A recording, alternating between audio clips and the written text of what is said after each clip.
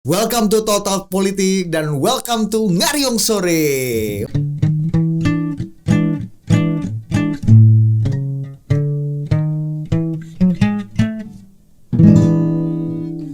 Ngaso Ngariung Sore. Wah, Ngariung Sore kembali lagi bersama Budi Adiputro dan tokoh yang kita junjung dan kita tiru, guru adalah kakek segala tahu Bambang Harimurti. Halo Mas Bambang. Halo, apa kabar? Mantap nih Mas. Kita Iya. biasa ketemu di langit-langit, di udara. Sekarang kan berkunjung ke tempat Iya. adik-adik. Gimana Mas ngeliat perjalanan Oke sedikit nih. Total Politik nih? Selamat nih, Total Politik udah punya progres nih ya. Heeh. Kalau tadinya kita online dari rumah masing-masing, sekarang udah punya studio sendiri. Benar. Ini Daerah elit lagi. wah, itu dia daerah elit. Dan penting nih karena banyak banget yang setiap kali komen di YouTube atau di Instagram kita, mana nih KST BHM. Nah, ini kita hadirkan untuk Anda. Jadi Anda jangan lupa komen, jangan lupa subscribe Total Politik. Ya, ini Ngariung Sore kali ini kita akan bicara mengenai, biasanya kan kita interaktif Mas. Iya. Jawab pertanyaan-pertanyaan orang, tapi nanti mungkin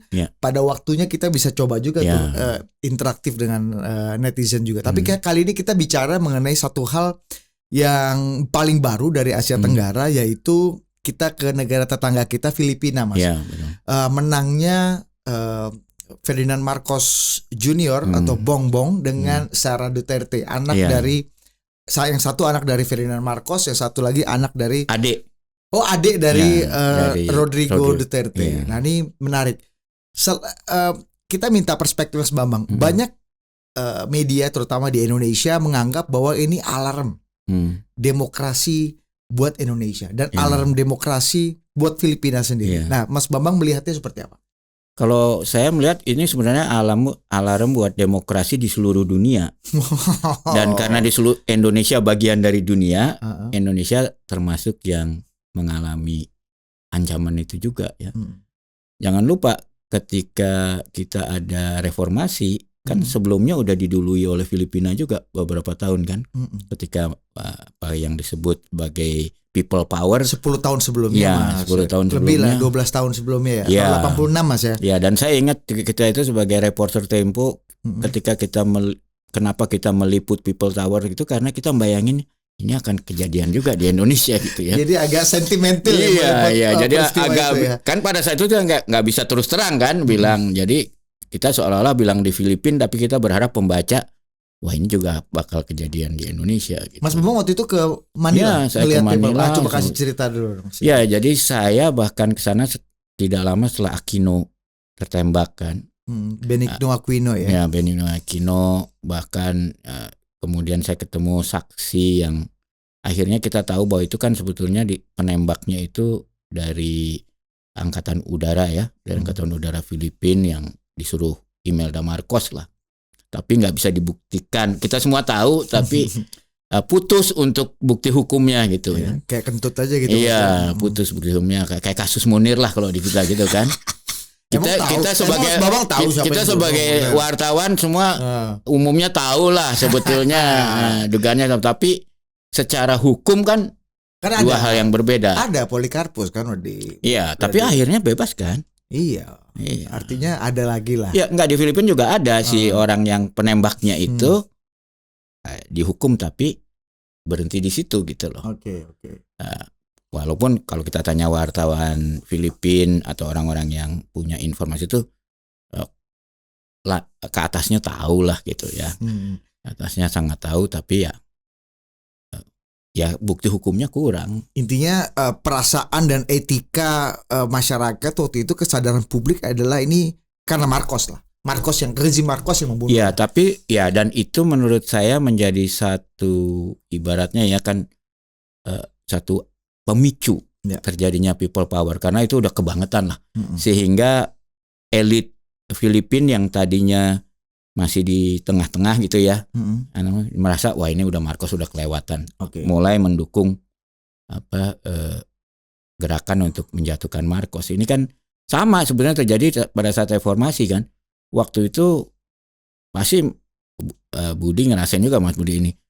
Orang-orang yang berdemo itu kan bingung cari duit tuh gampang gitu, cari bantuan tuh kayaknya gampang, dan itu pasti bukan hanya dari sekedar orang-orang yang nyumbang ala kadarnya. Ya, saya belum lama ini ketemu sama salah satu tokoh yang menggerakkan yang aktif di UI. Dia cerita pada waktu itu dia kaget, dia lagi jalan dengan mobilnya mengumpulkan logistik buat gerakan mahasiswa. Tahu-tahu di satu tempat agak gelap dia dipepet oleh sebuah mobil, dia pikir dia mau ditangkap gitu. Ternyata dia kaget, ada orang keluar dari mobil itu kasih uang 1 peti cash untuk mahasiswa. Kan itu nggak mungkin, itu pasti bagian dari elit kan, nggak mungkin rakyat turunan yang di jalan-jalan ya. Jadi artinya itu tahun 98. Tahun 98 ya. Jadi nggak mungkin ada aktivis dan pendemo yang kelaparan aja pada waktu itu ya. Nah, dan itu juga satu pelajaran bahwa satu gerakan itu akan punya momentum yang luar biasa kalau terjadi perpecahan elit ya. Oke. Nah, ini dulu nyala itu.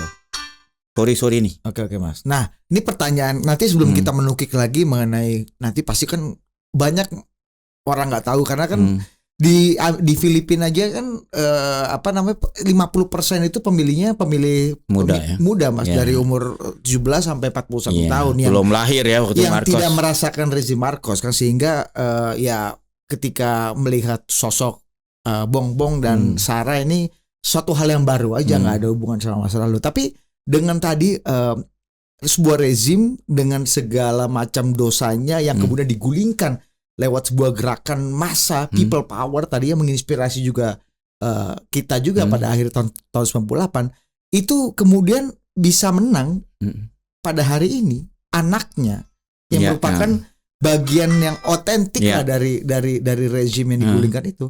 Pertanyaan kepada Mas Bambang, kenapa sih orang yang dianggap bagian dari pendosa masa lalu kemudian bisa menang dengan cukup besar? Ini salah satu kemenangan terbesar Mas, katanya 60% votersnya gitu. Jadi angkanya besar sekali. Gimana Mas Bambang? Kalau menurut saya itu, apa yang bisa bikin Bongbong itu menang? Kalau menurut saya itu awalnya adalah kekecewaan terhadap demokrasi ya, dan juga HAM lah gitu ya, kekecewaan. Karena waktu terjadi reformasi kan semacam harapannya, kalau tokoh ini udah jatuh kita ke sorga atau luar biasa. Tapi kenyataannya kan jauh dari itu, dan gejala seperti ini kan kita lihat juga di awalinya di Eropa kan. Eropa Timur kan awalnya reformasi lah boleh dibilang di Rusia, Eropa Timur, tapi kan kita lihat setelah berapa lama yang berkuasa tuh ex partai komunis kan. Ya kan, termasuk yang terakhir nih Viktor Orban misalnya ya, orang yang ex komunis, Putin di Rusia ya kan. Ex KGB.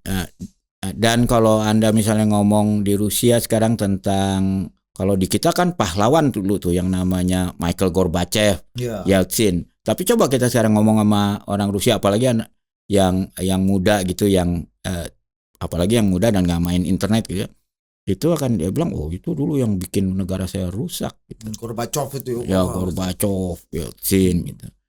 Nah tapi dan Putin hebat ya Putin, dan di Hungaria Orban, lalu di Brazil kita tahu si siapa, Bolsonaro ya. Walaupun kita lihat juga mudah-mudahan arus ini kalau di ujung sana udah mulai berbalik ya, karena kita lihat misalnya di Prancis Le Pen walaupun naik tapi masih kalah juga gitu. Meskipun kata BHM jangan lupa Macron juga bukan kiri dia. Bukan progresif dia. Itu antara kanan ekstrim lawan kanan tengah gitu ya. Nah, kalau kayak Modi gitu, ya Modi kan kanan juga itu ya, dan menang. Jadi tapi kan biasanya gitu, dari Eropa terus ke Asia terus ke Middle East gitu ya. Nanti surutnya juga gitu tuh. Jadi saya pikir kalau lihat sejarah kayaknya jangan-jangan kita juga akan mengalami Marcosisasi ya, Filipinisasi ya kalau dibilangnya ya. Dan gejala ini sebetulnya udah cukup lama ya. Jadi tahun 2000, setelah pemilu 2004 aja, Waktu itu ada seorang ahli namanya Andreas Uffen dari Jerman, dan kemudian juga banyak ahli lain, tapi yang saya kira termasuk yang pertama, dia mulai bilang bahwa kalau pada tahun pemilu pada tahun 99 itu dianggap mirip dengan tahun 50-an karena istilahnya politik aliran kan, PNI, Masyumi, jadi Islam abangan, Islam santri, lalu priayi gitu. Masih kira-kira bentuknya begitu. Nah setelah itu mulai terjadi Filipinisasi, yaitu landlord. Jadi politik alirannya tuh mulai menurun. Nah yang gaya Filipin tuh naik. Nah gaya Filipin tuh gimana Mas? Saya kira gaya Filipin tuh, jadi kalau kita lihat Filipin itu kan sebetulnya mungkin dikuasai 50 keluarga lah ya. Kenapa 50 keluarga ini menguasai? Karena mereka awalnya mereka menguasai tanah, karena mereka menguasai namanya di sana tuh ada namanya tuh saya lupa, nama Spanyol lah. Jadi tuan tanah lah. Landlord. Sebetulnya kan Aquino sendiri landlord kan, menguasai hacienda istilahnya. Hacienda tuh menguasai tanah luas. Ya. Lalu mereka membiayai politik kan.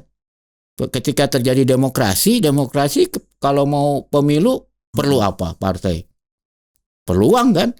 Yang bisa nyumbang uang besar siapa? Ya mereka. Nah, mereka nyumbang nggak mau gratisan dong. Pasti mau itu. Nah kalau di Indonesia memang kita lihat sejak otonomi dan sebetulnya sejak Orde Reformasi, misalnya perkebunan gitu. Perkebunan itu sebelum reformasi itu dikuasai oleh BUMN dan yang disebut plasma itu pekebun rakyat. Tapi semenjak reformasi itu muncul pengusaha swasta yang menguasai tanah mungkin lebih luas dari Singapura gitu ya, bahkan tapi jauh 40% kan. masih petani rakyat. Iya, tapi yang BUMN itu mungkin tinggal 5 sampai 10% ya. Betul. Lebih dari separuh tuh PTPN sekarang nih Mas ya. Ya lebih dari separuh itu ya korporasi. Masa ada kalau korporasi itu jumlahnya banyak kecil-kecil nggak, ya mungkin nggak efeknya nggak begini. Tapi kan bisa dihitung dengan jari yang menguasai separuh itu ya. Dan akhirnya rakyat dibagi banyak banget kan. Banyak banget. Jadi kalau sekarang kita ada 16 juta hektar ya, mungkin lebih dari 8 juta hektar tuh hanya berapa korporasi aja. Nah kembali ke kaitannya dengan Filipina. Apa yang membuat landlord ini kemudian bisa dapat tempat dan menguasai politik dengan meskipun tadi dosanya juga banyak. Ya, yang paling gampang gini lah, kalau kebun tuh masih perlu perlu nanam 5 tahun, belum dapat apa-apa kan, kayak kelapa sawit baru 5 tahun baru mulai berbuah. Coba kalau tambang batu bara, begitu dapat konsesi dalam waktu singkat, kan itu cuma narik aja, nggak ada nanamnya. Nah kita lihat misalnya di beberapa daerah seperti Kalimantan Selatan, semua orang tahu itu daerah penguasa lokalnya pemilik batu bara, yang katakanlah Pangdam dan Kapolda pun bisa diganti sama dia, ya kan? Di Lampung. Ya. Haji-haji Sumatera dan haji-haji Kalimantan kan gitu kan Mas. Ya kita lihat lah kalau di gubernurnya pun sekarang kan masa sih Mas? Siapa? Orangnya dia gitu. Pamannya. Ya, yang tadinya adalah sekretaris camat ya. Ya, bisa menang. Kalau kita lihat Mas jangan terlalu berbahaya lah, kita enggak Filipina aja lah. enggak, tapi ini kan realitas ya. Maksud saya gini, kalau saya melihat di Kalimantan Selatan misalnya, sebetulnya saya lihat tuh Haji Hisam tuh tadinya nggak mau kok masuk politik. Ya nggak mau masuk politik. Ini nggak apa-apa nyebut nama tadi. Nggak apa-apa karena menurut saya Haji Hisam tuh nggak semuanya jelek ya. Tapi menurut saya dia juga punya hal-hal yang patut kita pertimbangkan. Saya kasih contoh. Kalau kita ke kampungnya dia, penduduk tuh sangat mendukung. Hampir mungkin udah semuanya kalau nggak dibayarkan naik haji atau umroh. Ya kan? Ya itu. Siapa yang kepala daerah atau orang yang melakukan itu, ya kan?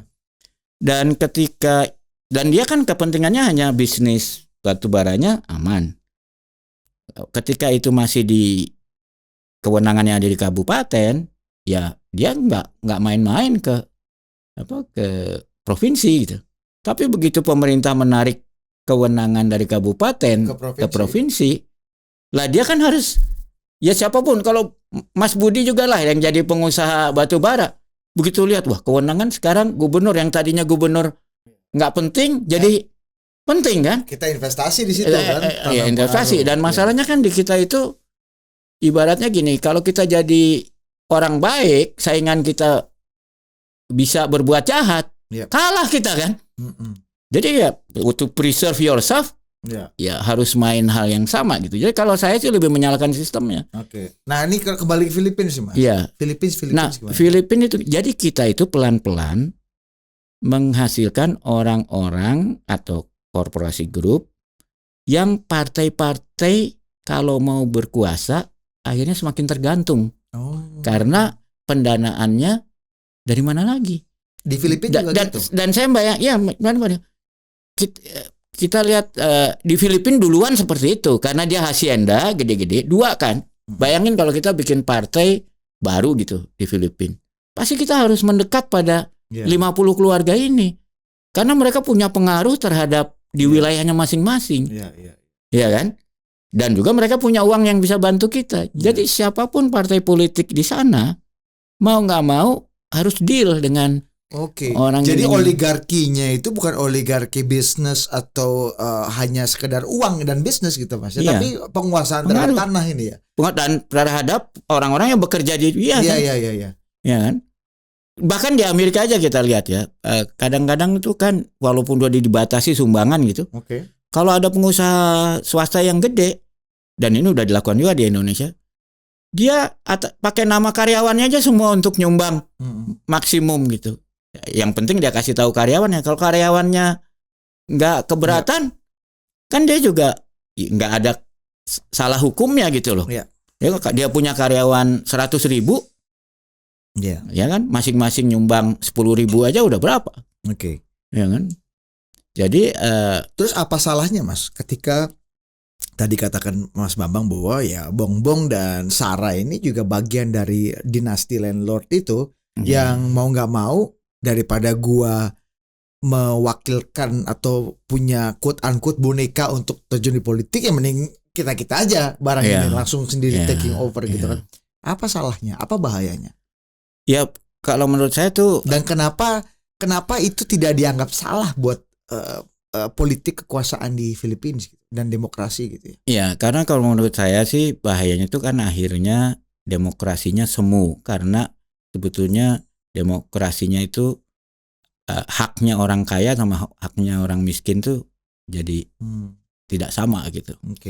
Saya jadi ibaratnya orang kayak Pak Jokowi yang quote unquote nobody secara politik dan secara kekuasaan dan secara finansial itu nggak akan mungkin gitu jadi pemimpin politik dan presiden wakil presiden di Filipina gitu Mas. Di Filipina kecuali setelah revolusi sosial gitu nggak mungkin. Kalau di Filipina aja bisa hanya kalau dia mau jadi boneka.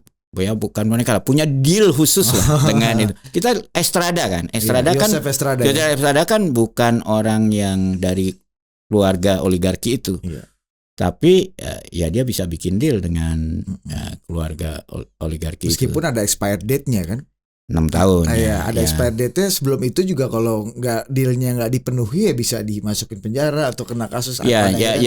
Bagusnya Filipina itu walaupun keadaannya seperti itu, tapi paling nggak mereka ada expired date ya, dan masih bertahan gitu. Sebab saya ingat di zamannya Fidel Ramos pernah ada pemikiran untuk mengubah konstitusi kan, untuk memperpanjang gitu. Karena mungkin setelah era people power di Filipina paling bagus pemerintahan Ramos kan, yang setelah Cory Aquino. Cory Aquino kan juga ekonomi nggak terlalu bagus. Di Ramos itulah paling bagus. Sesudah itu kayaknya sunset ya. Estrada, kemudian Arroyo segala macam Mas ya. Filipina tuh cuma untungnya kan karena ada begitu banyak penduduknya kerja di luar negeri, kirim uang ke Filipina. Kalau nggak ada gitu. Mas, tapi lucu juga dari remitansi tenaga kerja asing ini ya. Tapi memang kalau kita ngeliat bener juga ya. Setelah Cory Aquino, kemudian Fidel Ramos ini bagian dari rezim perlawanan lah ya. rezim demokratis. Ya. Kemudian Yusuf Estrada out of the blue ya, pemain film populis lah ya. Arnold Schwarzenegger lah ibaratnya trennya waktu itu ya. Kemudian masuk ke Arroyo juga bagian dari dinasti elit kan. Ya. Kemudian masuk lagi ke Noy Aquino lagi gitu kan. Apa namanya? Iya kan. Kemudian Duterte, landlord. Kemudian sampai sekarang Bongbong lagi. Mas Bambang ngelihatnya bahwa sebenarnya nature of politics, kekuasaan di Filipina memang ya dinasti elit gitu, Mas. Ya kalau menurut saya tuh ya yang ini kan yang disebut sebagai demokrasinya tersandera oleh oligarki ya. Sebetulnya ini juga terjadi di Rusia dan di banyak tempat. Kalau menurut saya sih, kalau istilahnya Saddam Hussein dulu kan the mother of the problem tuh adalah sistem politik, sistem keuangan partai politiknya. Sekarang bayangin lah kalau Mas Budi ini bikin partai baru, Partai Budi A gitu misalnya ya kan? PBI, Partai Budi Indonesia. Terus mau membiayai partai dari mana? Ya kan, paling akhirnya Noel juga kan, ya kan? Iuran anggota nggak usah kita ngomong partai politik. Iuran anggota organisasi profesi aja jalan nggak sih di Indonesia ya kan? Iya harus ada bohir khususnya. Ya, kita lihat satu-satunya yang saya lihat iurannya jalan tuh cuma serikat buruhnya siapa namanya metal itu. Said Iqbal aja itu jalan. Ya, tapi itu kan terbatas juga karena jika itu ya mungkin dia bisa ngerakin masa 10.000 lah gitu kali ya. Yang lain mana ada yang iurannya jalan. Akhirnya ujungnya ya ke oligarki. Jadi kalau menurut saya sih kalau mau mikirin solusinya supaya kita nggak Filipina itu sebetulnya nggak terlalu sulit. Saya pernah bikin penelitian kalau misalnya untuk setiap partai politik kita meniru Eropa Barat terutama Eropa Utara aja lah. Untuk satu suara yang diperoleh kasihlah 50.000 rupiah per tahun. Ya kan kira-kira kita ini bicara pendanaan partai politik ya. Oke. Jadi kasih aja lah kalau kita bicara ada 150 juta pemilih ya. Kalau 150 juta pemilih kalau tiap tahun kita kasih 1.000 itu kan 150 miliar. Kalau 10.000 1,5 T. Kalau 100.000 15 T ya. Saya pikir kita kasih 15 T kecil lah itu. Kecil lah itu 15 T setahun untuk tapi karena itu uang dari publik ya harus transparan kan penggunaannya. Dilaporin biasa. Dan partai politik itu kalau Mas Budi jadi sekjen kalau dapat 10.000 aja per suara per tahun itu udah nggak mikirin overhead. Ya ibaratnya kalau di total politik udah nggak mikirin sewa kantor, udah nggak mikirin gaji sekretaris, karyawan gitu. Tinggal mikirin program lah, nyari duit program. Gaji Divio, gaji Rian. Kalau dikasih 50.000 apalagi 100.000, ya partai-partai itu bisa bikin program. Misalnya, ada yang bilang gini Mas Bambang, ada yang bilang gini, dikasih 10.000 malingnya 50.000, dikasih 50.000 malingnya 100.000. Jadi gimana tuh kalau ada pesimisme kayak gitu gimana? Ya sebetulnya gini, kalau dikasih uang publik pertama itu akan harus transparan, ya kan? Kedua, kita bisa jadi di negara-negara yang Eropa Utara, di mana kalau kita ketemu, saya kebetulan kenal beberapa mantan perdana menteri, kepala daerah, wali kota namanya. Mereka tuh nggak keluar duit untuk terpilih. Di mana tuh? Ya, di negara-negara Eropa Utara, Eropa Barat gitu ya. Karena partai yang nyari orang yang bisa menang siapa, ya kan? Sehingga banyak orang-orang yang memang punya nama karena dia memang selalu mengerjakan pekerjaan yang membantu rakyat dan sebagainya gitu loh. Dan jadi kita lihat orang kayak Jerman gitu misalnya, perdana menteri yang paling lamanya Merkel kan. Merkel hidupnya sederhana tuh, ya kan? Jadi pensiun juga dia sederhana, kembali aja nggak normal. Nah kalau di kita kan begitu Anda jadi ketua partai kan di-expect untuk bayarin semua, cash out ya Mas. Ya cash out. Akhirnya mesti cari juga cash-nya. Ya kan, ini dari mana? Nah kalau dari publik, dan saya kira para konglomerat pun sulit untuk mempengaruhi oligarki, sulit untuk menyandera gitu. Nah ini dalam konteks Filipina Anda lihat ada penyanderaan ini? Oh itu belum dari dulu Pak penyanderaan, dan menurut saya salah satu sebabnya Marcos kembali populer, keluarga Marcos. Pada zaman Marcos ibaratnya, karena dia menggunakan keadaan darurat, dia itu ibaratnya oligarki ini seperti oligarki di Rusia gitu, hormat sama dia.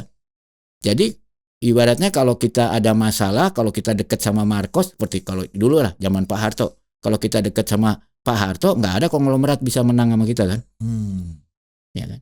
Kalau dalam kondisi sekarang nih kan konglomeratnya kadang-kadang yang ini yang lebih kuat, kadang-kadang yang ini lebih kuat ya kan. Volatile juga Mas ya. Volatile dan bisa kan keputusan presiden hari ini pun berapa hari kemudian bisa dimentahkan gitu kalau itu bertentangan dengan kepentingan oligarki. Itu kan menunjukkan negara tuh nggak sekuat ini. Nah, menurut saya salah satu sebab kenapa Marcos terpilih, kenapa Putin juga terpilih terus, paling nggak di mata rakyat itu dia bisa negara lebih kuat dalam tanda kutip negara itu lebih kuat daripada oligarki gitu. Jadi harus orang yang oligarki itu respect dan tunduk gitu ya. Iya. Nah inilah yang membuat kenapa juga misalnya bukan bonekanya oligarki gitu loh. Iya, karena dia juga udah cukup kuat secara financing dan politik dan pengaruh gitu ya untuk tidak mau diatur sama oligarki. Yang menarik ini Mas, kalau kita lihat Bongbong itu yang dapat perolehan suara sekitar 60%, which is tinggi sekali, namanya lebih tinggi dari Duterte bahkan mengalahkan orang sepopuler Manny Pacquiao misalnya. Nah, gimana Mas Bambang melihat pertarungan kemarin nih antara ini kan ada Bongbong dan Sarah kemudian melawan wakil presidennya Duterte, aku lupa namanya siapa. Lenny Rodrigo. Lenny Rodrigo ini kemudian lawan Pacquiao juga segala macam.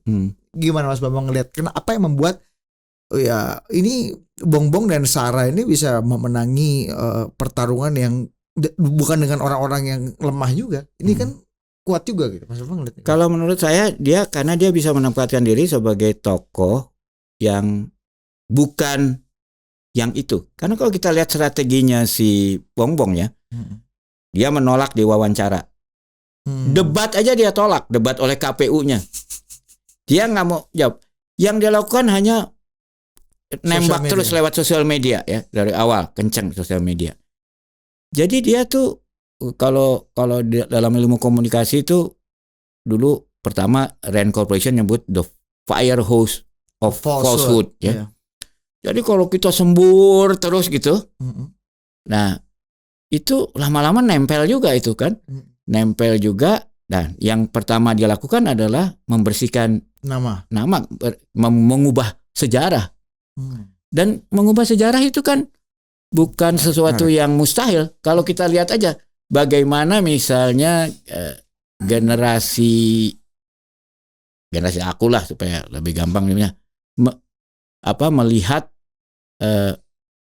komunis gitu, sama generasi adik kamu lah yang nggak pernah ngalamin itu melihat komunis, itu pasti kita jauh banget bedanya. Nah, apa sih Mas Bambang? Apa nih ya kan? Gitu pasti kan.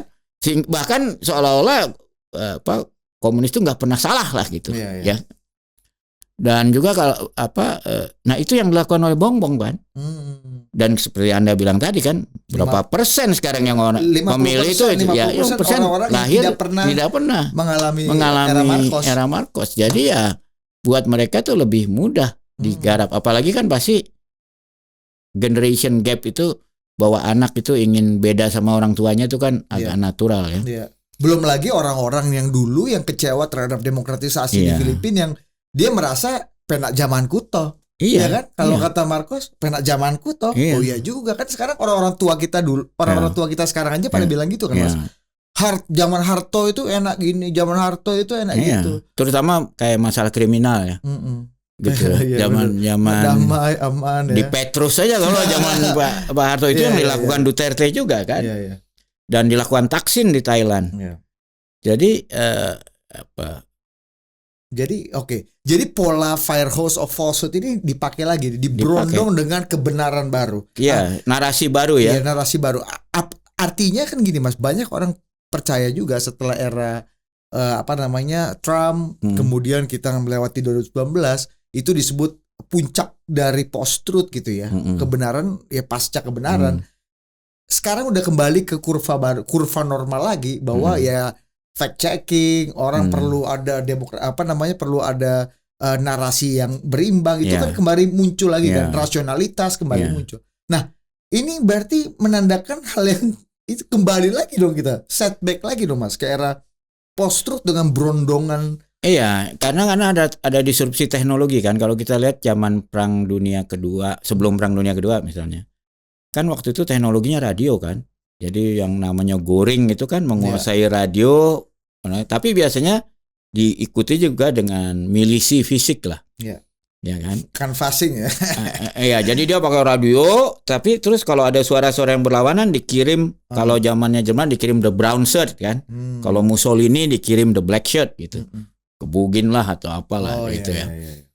Nah, kalau di kita sekarang kan ada buzzer ya yang untuk membantu. Jadi narasi diciptakan dari atas, terus untuk membungkam narasi lawannya.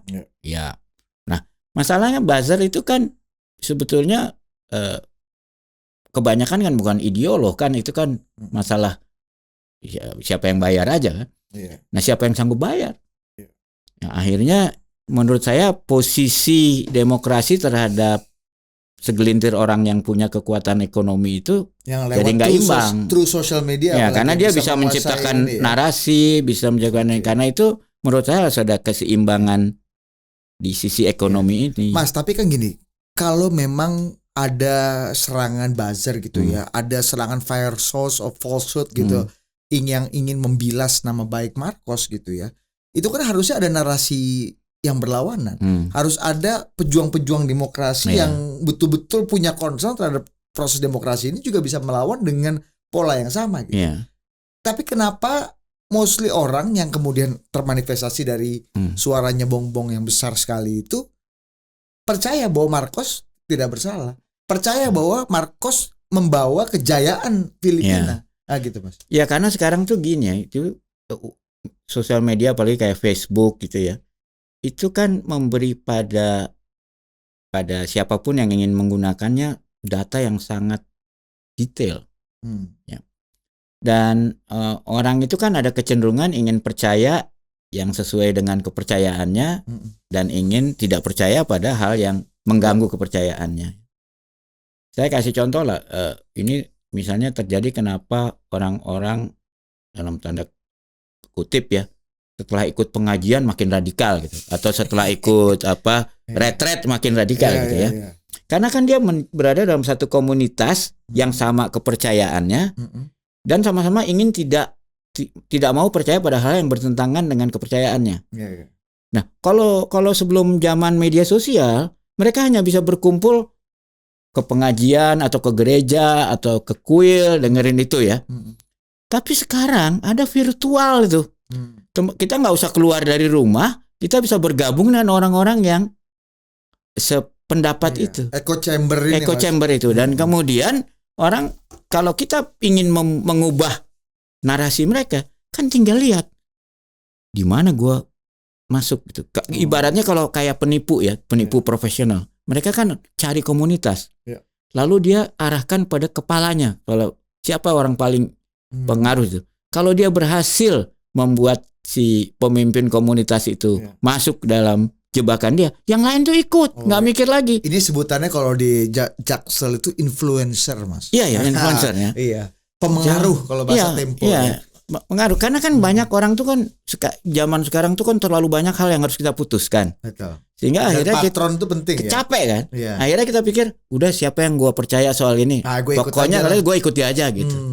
Akhirnya dengan di Filipina juga kayak gitu. Masalahnya dengan media sosial, dengan algoritma lainnya sekarang lebih mudah mendeteksi siapa aja mereka itu. Micro targeting jadi maksudnya. Ya artinya maksudnya kelompok pro demokrasi juga tidak punya daya dan kuasa dan energi dong untuk bisa memberikan kebenaran yang sejati tentang apa yang terjadi sebenarnya, sehingga ini kan juga agak nanti bisa dipikir Harto itu baik betul gitu misalnya nanti pada akhirnya gitu di Indonesia. Saya kira enggak. Kalau uangnya cukup, ya nggak sulit saya rasa untuk membalikan itu nggak. Ya untuk masih ada orang kayak Masinton sama Adian Napitupulu gitu kali masih di parlemen jadi masih bisa teriak-teriak. Iya tapi Budiman. Ya contoh yang paling gampang ini aja lah kemarin nggak pernah kita membayangkan bahwa di bawah kepemimpinan Pak Jokowi seorang boleh dikata kita bilang dia jadi presiden karena reformasi dan demokrasi Indonesia. Bisa terjadi wacana yang sangat serius untuk melanggar konstitusi dengan 3 periode atau perpanjangan masa jabatan. Itu bagi saya tuh gila ya enggak apa. Padahal kan kalau kita tahu setiap pejabat publik itu harus disumpah. Dan sumpahnya itu adalah taat konstitusi. Tapi bisa menyampaikan kalau orang pribadi sih nggak apa-apa. Pejabat publik bisa menyerukan untuk melanggar konstitusi itu buat saya something wrong gitu ya. Preserve, protect, and defend the constitution. Iya. Kalau pejabat publik aja tidak mau mempertahankan konstitusi bukan tidak bisa diubah, tapi bukan dari sana gitu loh. Jadi Mas Bambang bisa nggak menyimpulkan ya terpilihnya Bongbong dan Sarah ini adalah kekalahan demokrasi? Atau kekalahan kebenaran? Kalau menurut saya terpilihnya Bongbong dan si Duterte itu menunjukkan bahwa literasi media sosialnya emang belum sampai memadai gitu loh. Ini kan perlu waktu gitu loh untuk masyarakat untuk tahu, apalagi di daerah-daerah yang dasar pemikirannya itu bukan critical thinking ya. Kalau soal ini ya Budi pasti tahu lah. Ini ketika tahun 1935 terjadi polemik kebudayaan. Itu 1935 loh, itu hampir 100 tahun lalu ya. Itu kan sebetulnya mereka mikir kenapa sih Indonesia yang penduduknya waktu itu kalian 60 juta bisa dijajah oleh Belanda yang 6 juta gitu kayak penduduknya setengah dunia lagi jauhnya gitu. Itu kan lebih karena mindset kan. Bahwa bangsa kita takluk udah yakin orang Belanda lebih hebat aja gitu, ya. Nah kemudian jadi pemikiran kan ini kan orang-orang polemik kebudayaan orang yang pernah belajar ke Belanda bilang orang Belanda ya sama aja kok sama kita gua gebuk juga ya. Tapi untuk meyakinkan orang yang belum pernah bahwa seperti itu mungkin sampai sekarang belum 100% berhasil loh. Udah 100 tahun gitu ya kan. Mereka dengan pakai punjangga baru, pakai buku itu. Nah, kemudian saya kebetulan baru nulis kata pengantar buat bukunya Todung Mulya Lubis. Todung Mulya Lubis keluar belajar konsep hak asasi manusia. Balik ke Indonesia mau mengubah mindset orang Indonesia tentang wah sampai sekarang kan masih banyak musuhnya gitu ya. Karena itu sesuatu konsep yang bertentangan dengan kepercayaan yang ada selama ini. Nah menurut saya demokrasi juga ya ibaratnya kepercayaan budaya kita daripada demokrasi mendingan dipimpin Ratu Adil gitu kan masih cukup kental walaupun nggak sekental 100 tahun lalu ya.